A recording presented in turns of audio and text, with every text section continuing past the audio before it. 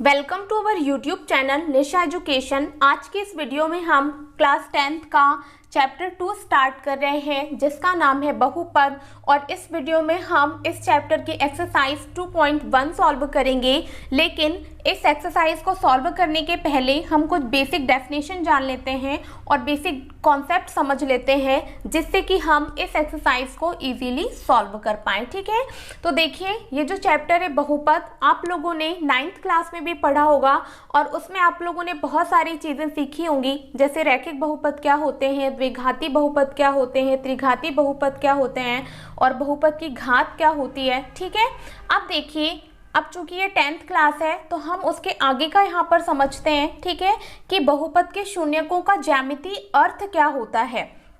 और सबसे पहले जानेंगे हम कि रैखिक बहुपद के लिए शून्यकों का ज्यामितीय अर्थ क्या होता है। तो चलिए स्टार्ट करते हैं। ठीक है, सबसे पहले देखिए रैखिक बहुपद जान लेते हैं कि रैखिक बहुपद होते क्या हैं।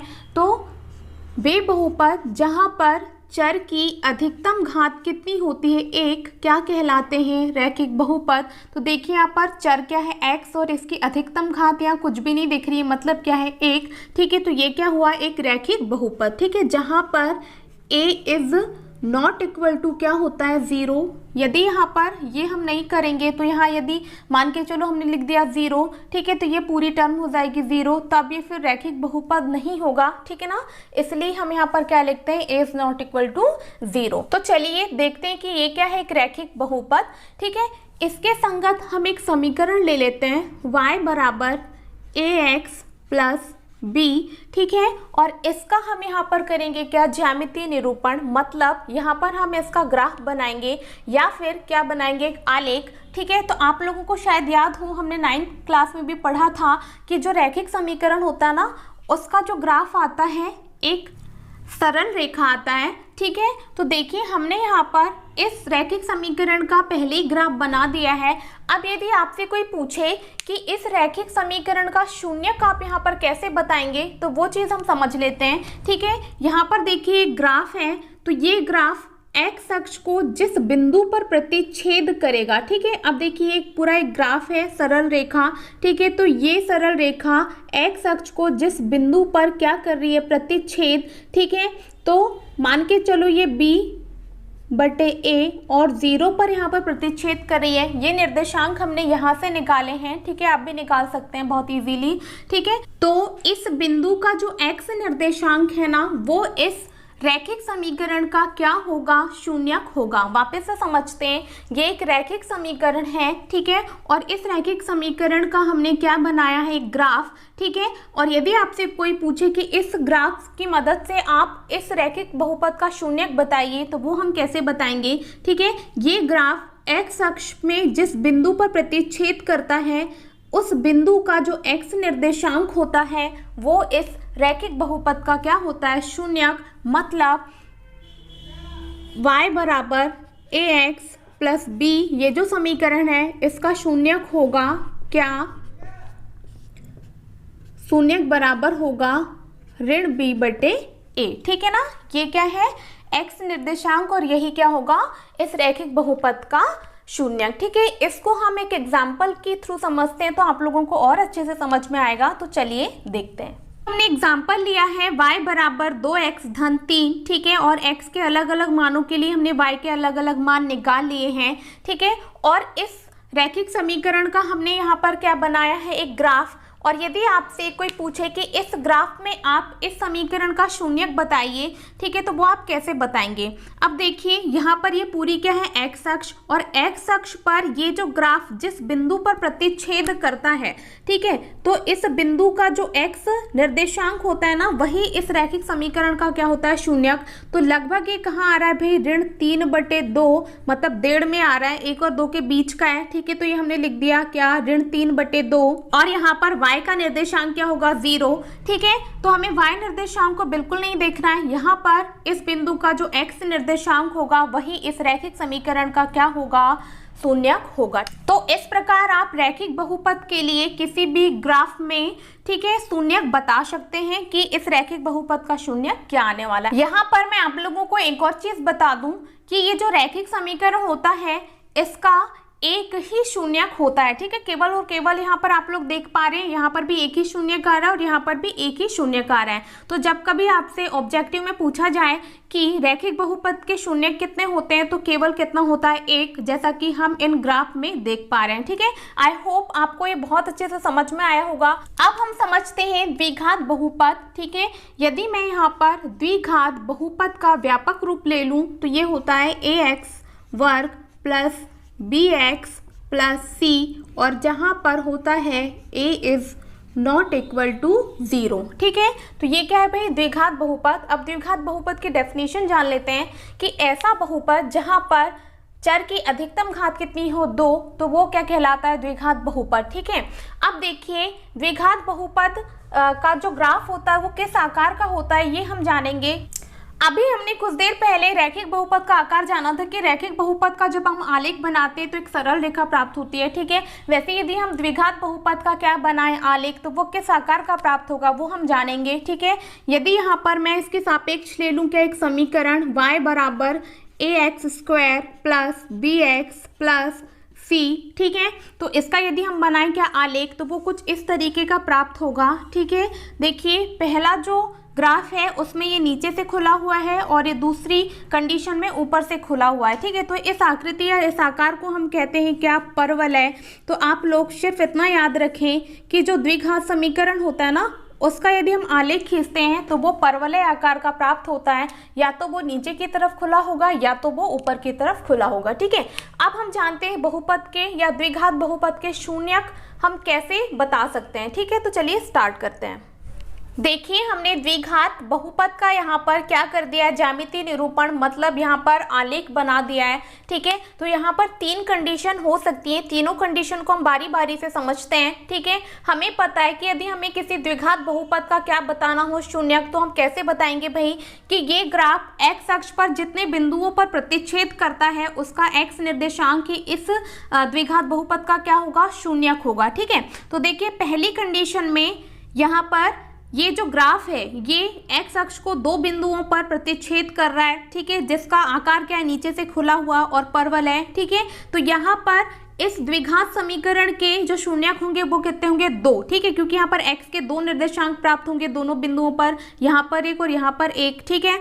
सेम अगर हम देखें इस ग्राफ में तो यहाँ पर भी यदि ये परवलय बने ऊपर की तरफ, तो भी यहाँ पर देखिए ये 2 बिंदुओं पर प्रतिच्छेद कर रहा है, मतलब एक्स अक्ष को कितने बिंदुओं पर प्रतिच्छेद कर रहा है ये ग्राफ, 2 बिंदुओं पर, ठीक है ना।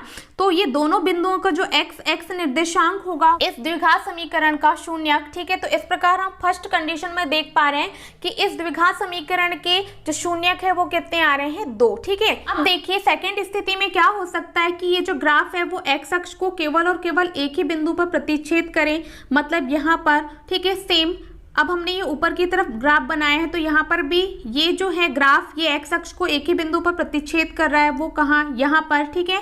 तो इस कंडीशन में ना क्या होगा, इस द्विघात बहुपद के या समीकरण का जो शून्यक होगा वो केवल कितना होगा, 1, ठीक है, क्योंकि एक ही बिंदु पर प्रतिच्छेद कर रहा है। तो इस बिंदु का एक्स निर्देशांक क्या होगा, इस द्विघात बहुपद का शून्यक, ठीक है। अब थर्ड स्थिति पे देख लेते हैं। अब ऐसा भी हो सकता है कि ये जो ग्राफ है वो एक्स अक्ष को किसी भी बिंदु पर प्रतिच्छेद ही ना करे, ठीक है। तो देखिए ये हमने बनाया और एक कंडीशन ये है, ठीक है। तो यहाँ देखिए कि ये जो ग्राफ है ये एक्स अक्ष को कहीं भी प्रतिच्छेद नहीं कर रहा और ऊपर वाला जो ग्राफ है वो भी एक्स अक्ष को किसी भी बिंदु पर प्रतिच्छेद नहीं कर रहा है। तो इस कंडीशन में ये जो द्विघात बहुपद है इसका शून्यक क्या आने वाला है, 0, मतलब एक भी शून्यक नहीं आएगा, क्योंकि शून्यक आने की कंडीशन ये है कि ये जो ग्राफ है वो एक्स अक्ष को क्या करना चाहिए, प्रतिच्छेद, ठीक है। आई होप ये तीनों कंडीशन आपको अच्छे से समझ में आई होगी, ठीक है। अब देखिए इन तीनों कंडीशन से हम एक निष्कर्ष पे पहुंच सकते हैं कि द्विघात बहुपद के जो अधिकतम शून्यक हैं वो कितने हो सकते हैं, 2, और कम से कम शून्यक कितने हो सकते हैं, 0, ठीक है ना। तो आप लोग यदि ये क्वेश्चन आपको ऑब्जेक्टिव में पूछा जाता है तो आई होप आप बता पाएंगे कि द्विघात बहुपद के अधिकतम शून्यक क्या होते हैं, 2, और कम से कम शून्य क्या होते हैं, 0। इसी प्रकार हमने अभी कुछ देर पहले जब रैखिक बहुपद समझा था तो वहां पर हमने जाना था कि रैखिक बहुपद का जो शून्यक होता है केवल और केवल कितना होता है, 1, क्योंकि वहां पर भी हमने जो ग्राफ बनाया था वो सरल रेखा प्राप्त हुआ था और वो सरल रेखा एक्स अक्ष को केवल और केवल एक ही बिंदु पर क्या कर रही थी, प्रतिच्छेद। ठीक है, तो इस प्रकार आई होप आप बहुत अच्छे से शून्यक निकाल पाएंगे। चलिए आप त्रिघात बहुपद समझ लेते हैं। अब देखिए त्रिघात बहुपद के शून्यक हम यहाँ पर समझ लेते हैं। ठीक है, तो सबसे पहले हमें एक उदाहरण लेना होगा त्रिघात समीकरण का। तो ये x की घात 3 ऋण 4x, ये क्या है, त्रिघात समीकरण। ठीक है, तो त्रिघात बहुपद हम जान लेते हैं। त्रिघात बहुपद वह बहुपद होता है जिसमें चर की अधिकतम घात कितनी होती है, 3। ठीक है, इसलिए वो क्या कहलाता है, त्रिघात बहुपद। ठीक है, तो त्रिघात बहुपद के शून्यक जो होते हैं ना वो अधिकतम कितने होते हैं, 3। ठीक है, तो यहाँ पर लिख देंगे कि ये त्रिघात बहुपद के जो शून्यक आएंगे वो अधिकतम कितने आएंगे, 3 शून्यक, है ना। क्योंकि अभी अभी हमने जाना था कि जो रैखिक समीकरण था उसके शून्यक कितने आ रहे थे, 1। ठीक है, और द्विघात समीकरण के शून्यक आ रहे थे 2। ठीक है, और इस प्रकार त्रिघात समीकरण के जो अधिकतम शून्यक आएंगे वो कितने आएंगे, 3। इसका मतलब ये हुआ कि यदि हम इस त्रिघात समीकरण का क्या बनाए, ग्राफ, तो वो ग्राफ एक्स अक्ष पर 3 बिंदुओं पर क्या करेगा, प्रतिच्छेद, और उन तीनों बिंदुओं का जो x निर्देशांक होगा वही इस समीकरण का क्या होगा, शून्यक। तो इस प्रकार आप यदि ऑब्जेक्टिव में एक क्वेश्चन आता है कि त्रिघात समीकरण के अधिकतम शून्य कितने हो सकते हैं, तो आप इस प्रकार लिख पाएंगे कि कितने हो सकते हैं, 3। ठीक है, आई होप ये बहुपद के शून्यकों का ज्यामितीय अर्थ आपको बहुत अच्छे से समझ में आया होगा। चलिए अब एक्सरसाइज 2.1 सॉल्व करते हैं। अब चलिए एक्सरसाइज 2.1 सॉल्व करते हैं। इसमें एक ही क्वेश्चन है, क्वेश्चन नंबर 1। ठीक है, तो इसे देखते हैं हम। किसी बहुपद px के लिए y बराबर px का ग्राफ नीचे आकृति में दिया गया है। प्रत्येक स्थिति में px के शून्यकों की संख्या ज्ञात कीजिए। ठीक है, हमें क्वेश्चन में एक बहुपद px दिया हुआ है और इसके लिए संगत समीकरण y बराबर px के कुछ ग्राफ खींचे गए हैं और हमें प्रत्येक स्थिति में px जो बहुपद है उसके शून्यकों की संख्या बतानी है। ठीक है, तो अभी अभी हम लोगों ने सीखा है कि किसी भी ग्राफ या किसी भी बहुपद के ग्राफ के लिए हम शून्यकों की संख्या कैसे बता सकते हैं। ठीक है ना, तो देखिए, ठीक है, ये जो ग्राफ होता है वो x अक्ष पर जितने बिंदुओं पर प्रतिच्छेद करता है उसका x निर्देशांक ही उस ग्राफ या उस समीकरण का क्या होता है, शून्यक। ठीक है, तो यहाँ पर देखिए फर्स्ट ग्राफ को हम देखते हैं। यहाँ पर ये क्या है भाई, x अक्ष, और ये क्या है, y अक्ष। ठीक है, और यहाँ पर ग्राफ क्या है, ये एक सरल रेखा जो कि आड़ी आप लोगों को दिख रही होगी। ठीक है, क्योंकि ये तो पूरी एक्स अक्ष है और ये वाई अक्ष है, तो ग्राफ क्या होगा, ये एक सरल रेखा। ठीक है, तो हमें सबसे पहले चेक करना है कि ये जो लाइन है या ये जो ग्राफ है ये एक्स अक्ष को कितने बिंदुओं पर प्रतिच्छेद कर रहा है। ठीक है, तो हम लोग देख पा रहे हैं कि ये जो ग्राफ है एक्स अक्ष को तो प्रतिच्छेद कर ही नहीं रहा है। ठीक है, मतलब यहाँ पर शून्यकों की संख्या क्या आने वाली है, 0, क्योंकि शून्यकों की संख्या बताने के लिए हमें यहाँ पर ग्राफ को एक्स अक्ष पर प्रतिच्छेद होना चाहिए। ठीक है, और यहाँ पर ये ग्राफ तो एक्स अक्ष पर प्रतिच्छेद हो ही नहीं रहा है। ठीक है, इसका मतलब शून्यकों की संख्या क्या आएगी, 0। तो हम यहाँ पर लिख देंगे फर्स्ट ग्राफ के लिए शून्यक बराबर या शून्यकों की संख्या बराबर क्या आ जाएगा, 0। अब हमें कारण भी देना होगा क्योंकि ग्राफ एक्स अक्ष पर किसी भी बिंदु पर प्रतिच्छेद नहीं हो रहा है।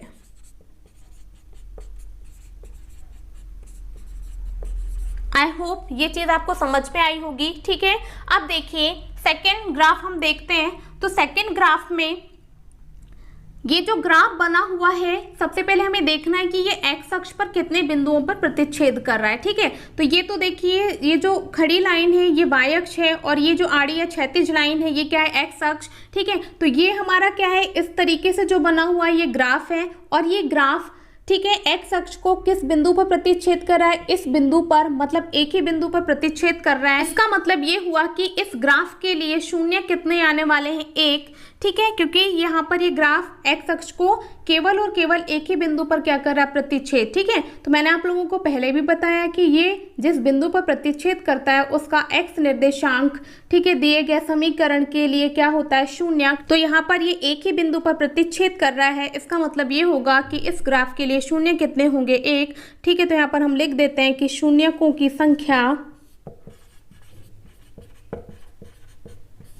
बराबर कितनी आएगी, एक। ठीक है, और कारण भी हम दे देते हैं, क्योंकि ग्राफ एक्स अक्ष को एक बिंदु पर क्या कर रहा है, प्रतिच्छेद कर रहा है।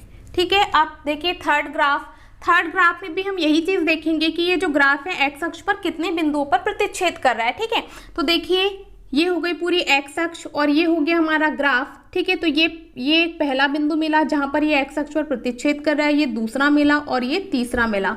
ठीक है, तो आप ही लोग बताइए कि ये ग्राफ एक्स अक्ष पर 3 बिंदुओं पर प्रतिच्छेद कर रहा है, तो इस ग्राफ के लिए शून्य कितने होंगे, 3। ठीक है, तो यहाँ पर शून्यकों की संख्या कितनी हो जाएगी, 3। शून्यकों की संख्या बराबर कितनी आएगी, 3। कारण वही होगा क्योंकि ये जो ग्राफ है एक्स अक्ष को 3 बिंदुओं पर क्या कर रहा है, प्रतिच्छेद।